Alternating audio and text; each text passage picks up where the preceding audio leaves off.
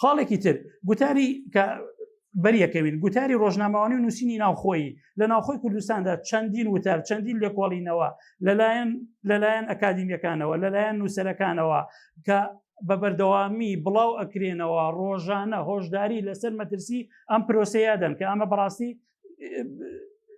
کێشەی گەورەمان بۆ دروستەکات. ئەوەی لە هەولێر و سلێمانی ڕوودەدات تەنها گەشتیاری یان وەبەرهێنان نییە، ئەوە داگیرکاریەکی بێدەنگە. کاتێک دەوڵەتانی هەرێمی ناتوانن بە تانک شارەکانمان داگیر بکەن لە ڕاستیە، چونکە لەبەر ئەوەی ڕەنگە ڕوبەڕووی فشارێکی نێودەوڵەتی ببنەوە، ئەوانیان دەچی بە کڕینی شوقا بە خان و گۆڕینی زمان بازار هەتا دوایی. زۆر لەسەری کاتمان زۆر ماوە باش ئەگەر 20 دقم ما پێم بڵێ پێش دقەیەکردمەوە ئەگەر باش.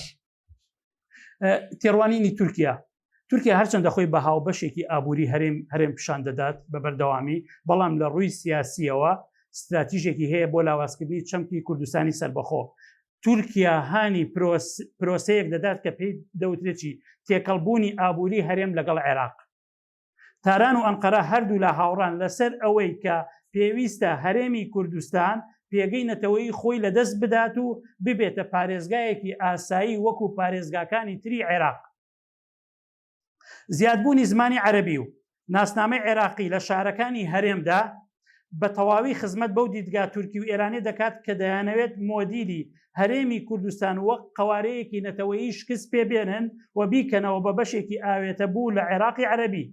بەپێی ئامارەکان تەنها لە ساڵی 2023دا بەپێی ساڵی 2023 32,000 منداڵی عەرەب بە ناسنامەی کوردستانی تۆمار کراون لە کوردستانە. لە ساڵی 23 32,000 منداڵ. ئەی کورد خۆی چەند منداڵی بووە؟